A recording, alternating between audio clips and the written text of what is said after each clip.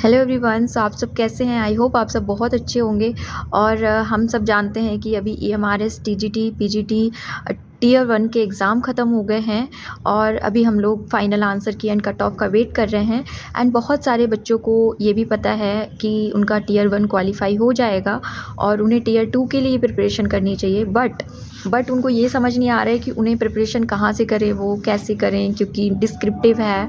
तो उसके लिए जितना मैंने अभी समझा है कि आपको EMRS में जो सिलेबस दिया हुआ है फॉर TGT साइंस कि आपको 9th एंड 10th के NCERT से सिलेबस दिया। सो आप सबसे पहले मेंस की प्रिपरेशन यदि आप करना चाहते हैं तो आप NCERT बुक प्रेफर करिए for class 9, 10th, 11th and 12th। आया ये जो ऐप में आप NCERT की बुक देख रहे हैं एंड एग्जाम्पलर एंड जो लेबोरेटरी की बुक है उसको आप कंप्लीट जब कर लेते हैं देन उसके बाद आपका नेक्स्ट मूव ये होता है जब आप उसको बेसिक एकदम से आपके कॉन्सेप्ट एंड आपको लगता है मास्टरी इसमें मेरी हो गई है, देन आप कोई स्टैंडर्ड बुक प्रेफर कर सकते हैं।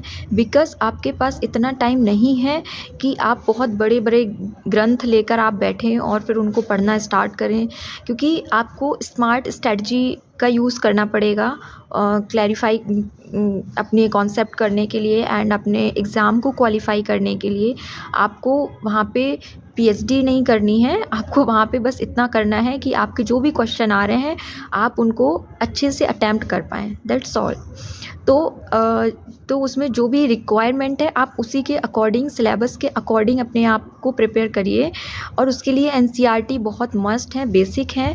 एंड सबसे मोस्ट इम्पॉर्टेंट बात जो मुझे स्टार्टिंग में बतानी चाहिए थी वो ये है कि आपके पास जो सिलेबस है EMRS टियर 2 के लिए और जिनको अभी लग रहा है कि उनका क्वालिफाई हो जाएगा एग्ज़ाम फॉर टियर 1, तो वो EMRS टियर 2 मेंस के सिलेबस को प्रिंट करवा लें, ठीक है, और उसको प्रिंट करवा के अपने पास रखिए ताकि आपको बार बार फ़ोन में या किसी चीज़ में देखने की आपको ज़रूरत ना पड़े, आपके पास रहे ताकि आपको आइडिया रहे कि आपने कितना % सिलेबस को कंप्लीट कर लिया है, अभी कितना बाकी है।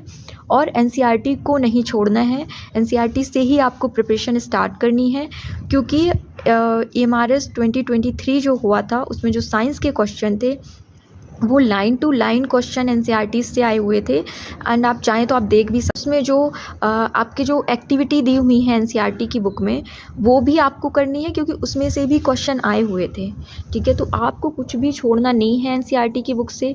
एंड टेक्स्ट बुक में आपको कंटिन्यूसली अपना परफॉर्मेंस खुद से असेस भी करते रहना है और आपको डेली आंसर राइटिंग भी करनी है।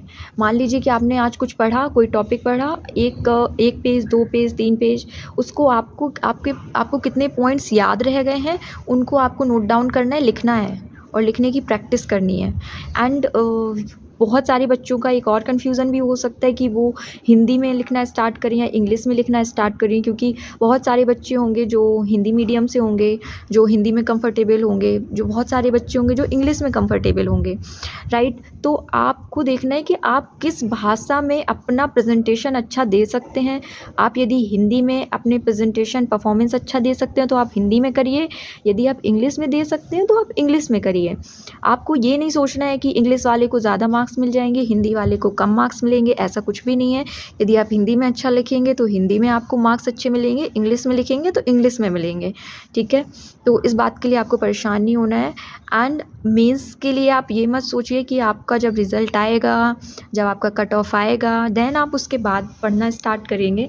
नहीं, आप आज से आपको लग रहा है कि आपके ठीक ठाक मार्क्स बन रहे हैं तो और आपको खुद से लग रहा है कि आपको प्रिपरेशन स्टार्ट कर देनी चाहिए, तो आप KVS के साथ साथ EMRS मेंस टियर 2 के लिए प्रिपरेशन करिए, लिखना स्टार्ट करिए, ठीक है।